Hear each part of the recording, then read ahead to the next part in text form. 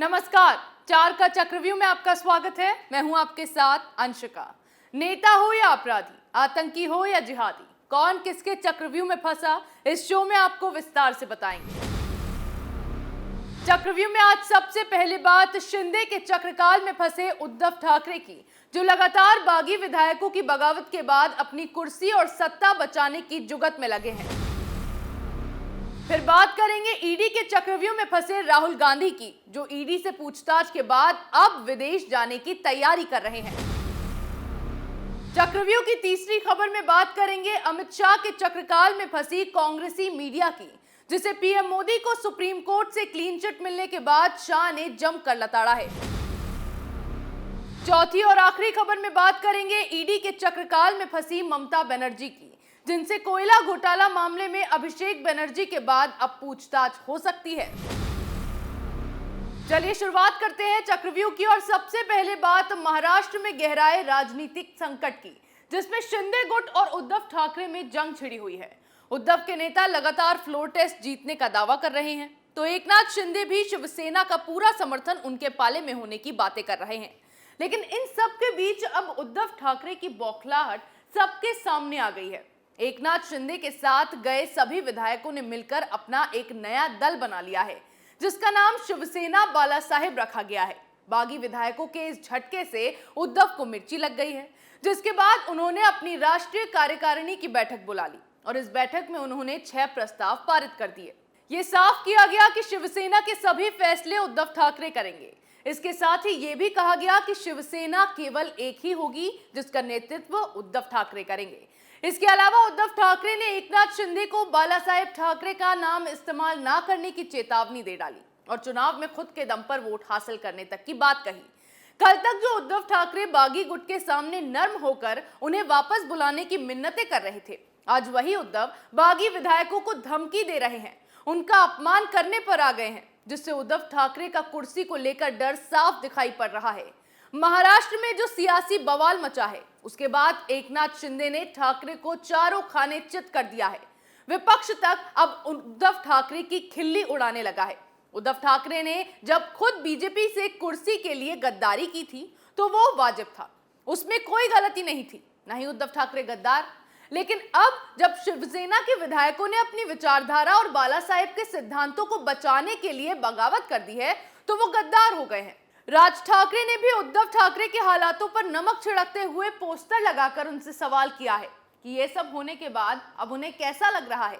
सवाल लाजमी भी है, क्योंकि जिस वक्त उद्धव ठाकरे लाउडस्पीकर पर अजान के मुद्दे को लेकर अपना मुंह बंद करके बैठ गए थे, तब उन्हें ना हिंदुत्व की याद आई थी, ना ही बाला साहेब ठाकरे की। और आज जब इन्हीं सब बातों से नाराज विधायकों ने अपना नया दल तैयार कर लिया है, तो फिर से उद्धव ठाकरे को हिंदुत्व की याद आ गई है। क्यों? क्योंकि महाराष्ट्र के मुख्यमंत्री ये बात जानते हैं कि शिंदे की बगावत से जल्द ही उन्हें बड़ा झटका लगने वाला है, और इसीलिए हिंदुत्व के पर्दे के पीछे वो छुप रहे हैं ताकि खुद को बचा सके।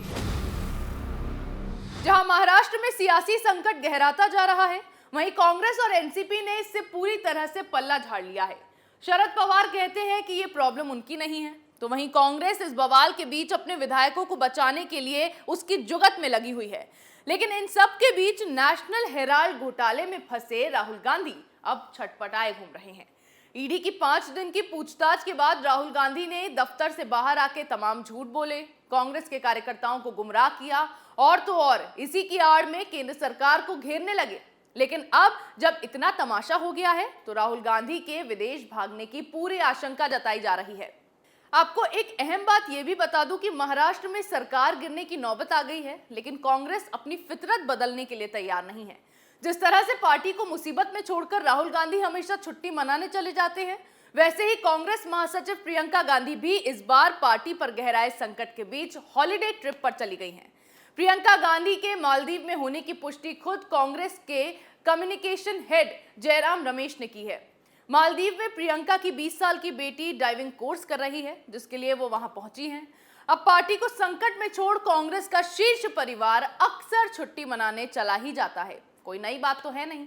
इससे पहले पंजाब में सियासी संकट के बीच 20 सितंबर 2021 को प्रियंका गांधी भाई राहुल गांधी के साथ छुट्टियां मनाने शिमला चली गई थी। 2020 में बिहार विधानसभा चुनाव के नतीजों से पहले राहुल गांधी जैसलमेर छुट्टियां मनाने चले गए थे। इसी साल 5 राज्यों के विधानसभा चुनाव से पहले राहुल गांधी इटली के दौरे पर चले गए थे। माने जो भी संकट पार्टी पर आता है वो कांग्रेस के शीर्ष नेतृत्व के लिए किसी मजाक से कम तो है नहीं। ऐसे ही राहुल गांधी के विदेश जाने की संभावनाएं अब बढ़ती जा रही है, क्योंकि ईडी ने जो सवाल राहुल गांधी से किए उसके वो सही जवाब तो दे नहीं पाए। और माँ बेटे गिरफ्तारी से कितना खौफ में है ये तो सोनिया गांधी की ओर से ईडी से मांगी गई मोहलत से साफ हो गया है। अब आने वाले दिनों में ईडी के सामने सोनिया को भी पेश होना ही पड़ेगा, जिससे कांग्रेस के लिए और मुश्किलें खड़ी होगी। और यही वजह है कि इन सब से बचने के लिए राहुल गांधी विदेश भागने की तैयारी कर रहे हैं। अब राहुल गांधी अपने छिपने की तैयारी कर रहे हैं और इसी बीच गोधरा कांड में सुप्रीम कोर्ट के फैसले के बाद पीएम मोदी को निर्दोष घोषित कर दिया गया है। लेकिन अब जब सुप्रीम कोर्ट ने एसआईटी की जांच को गुजरात दंगा मामले में सही ठहराया है, तो 20 साल बाद गृह मंत्री अमित शाह ने इस मामले पर खुलकर बात की है और मोदी विरोधियों को जमकर लताड़ा है। कैपिटल टीवी के खास शो सबसे बड़ा सवाल में कल जो बातें हमारे एडिटर इन चीफ ने कही थी, वर्ड टू वर्ड वही सब बातें कहकर शाह ने मोदी विरोधियों को मुंहतोड़ जवाब दिया है। गोधरा कांड में मोदी पर सवाल उठाने वालों से शाह ने माफी मांगने की बात कही है। सुप्रीम कोर्ट के फैसले के बाद कहां गई वो वामपंथी मीडिया जो गुजरात दंगों में तत्कालीन मुख्यमंत्री और वर्तमान प्रधानमंत्री नरेंद्र मोदी पर सवाल खड़े कर रही थी? कहां गई वो लिबरल गैंग जो इन दंगों को लेकर मोदी सरकार पर मिली भगत का आरोप लगा रही थी? कहां है वो कांग्रेसी मीडिया जो इस मामले में एसआईटी की जांच को गलत बता रही थी? अब करे सवाल, अब उठाएं उंगलियां। अमित शाह ने अपनी बातों से इन सभी का मुंह बंद कर दिया है। अमित शाह ने खुद अपनी जुबानी इस पूरे कांड की दास्तां सुनाई है। जब गोधरा में मुस्लिम भीड़ ने एक ट्रेन में आग लगा दी, हिंदुओं को निशाना बनाया, भगवान श्री राम की जन्मभूमि अयोध्या से जो तीर्थ यात्री लौट रहे थे उन्हें जिंदा जला दिया गया।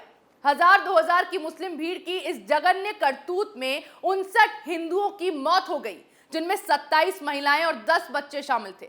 मीडिया ने इसके बाद हुए हिंदू मुस्लिम दंगों को खूब चलाया, लेकिन गोधरा की घटना को छिपाने में पूरी ताकत लगा दी। गुजरात दंगा मामले में राज्य के तत्कालीन मुख्यमंत्री नरेंद्र मोदी को जांच के नाम पर प्रताड़ित करने के लिए यूपीए सरकार ने कोई कसर नहीं छोड़ी।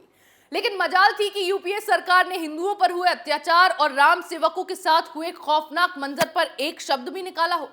वो तीस्ता सीतलवाड़ जो खुद को सोशल एक्टिविस्ट बताती हैं, उसने जाकिया जाफरी को मोहरा बनाकर इस मामले में न जाने कितनी बार पिटीशन दायर की, झूठे सबूतों को कोर्ट में पेश किया, झूठे गवाह तक बना लिए, लेकिन इन सब के बाद भी कोई फायदा नहीं हुआ और पीएम मोदी को मामले में क्लीन चिट मिल गई और मोदी विरोधियों के मुंह पर सुप्रीम कोर्ट के फैसले का जोरदार तमाचा लगा दिया गया। अमित शाह ने पहली बार गुजरात दंगों की दर्दनाक कहानी बयां की, तो अब ममता बनर्जी ईडी के शिकंजे में फंसने वाली हैं। बंगाल में करोड़ों के कोयला चोरी घोटाला मामले में ईडी ममता के परिवार तक पहुंच चुकी है। इसी सिलसिले में टीएमसी सांसद अभिषेक बनर्जी की पत्नी रुजिरा बनर्जी से ईडी ने करीब 6 घंटों तक पूछताछ की। यहीं ममता बनर्जी बौखला गई और ईडी की ओर से इस पूछताछ को लेकर टीएमसी ने केंद्र सरकार पर राजनीतिक प्रतिशोध के चलते एजेंसी के दुरुपयोग का आरोप लगा दिया। टीएमसी ने सीधे ही सीबीआई और ईडी पर बीजेपी के एजेंट के रूप में काम करने और राजनीतिक विरोधियों को प्रताड़ित करने के आरोप लगाए। इसके साथ ही पार्टी की ओर से यह धमकी दी गई कि अगर प्रताड़ित करना बंद नहीं किया गया तो इसके खिलाफ टीएमसी कार्यकर्ता सड़कों पर उतर जाएंगे। वहीं सीबीआई इस मामले में रुजिरा से 2 बार पूछताछ कर चुकी है और इस बार भी उनसे उनके बैंकॉक के खातों से लेन-देन के संबंध में सवाल किए गए हैं। अब इन सवालों के जवाब उन लोगों के जवाबों से मिलाए जाएंगे जिससे पहले इस मामले में जिन लोगों से पूछताछ की जा चुकी है। ईडी को कोयला तस्करी के मामले में बनर्जी और उनकी पत्नी से 24 घंटे पहले नोटिस देकर पूछताछ करने की अनुमति दे दी गई है। इसके साथ ही ईडी के बढ़ते सवालों के साथ अब ममता बनर्जी की मुश्किलें भी बढ़ती जा रही हैं, क्योंकि अब इस मामले में जांच की आंच ममता बनर्जी तक पहुंच सकती है। पहले ही ममता बनर्जी की पार्टी बंगाल में कई मामलों में घिरी हुई है। हाल में बीरभूम में 10 लोगों को जिंदा जलाए जाने के मामले में भी सीबीआई ने अपनी चार्जशीट दाखिल की, जिसमें टीएमसी के अनारुल हुसैन को मामले का मास्टरमाइंड बताया गया। इसके अलावा एम्फान घोटाला मामले में भी ममता बनर्जी का नाम फंसा हुआ है और अब कोयला तस्करी को लेकर भी ममता के परिवार पर गाज गिर चुकी है, जिसमें जल्द ही अब अभिषेक और उनकी पत्नी के बाद ममता बनर्जी से पूछताछ हो सकती है। चक्रव्यूह में मेरे साथ आज इतना ही। कल फिर कौन किसके चक्रव्यूह में फंसेगा, नए मुद्दों के साथ पेश होंगे और दिखाएंगे कई और सनसनीखेज खुलासे। तब तक के लिए देखते रहिए कैपिटल टीवी।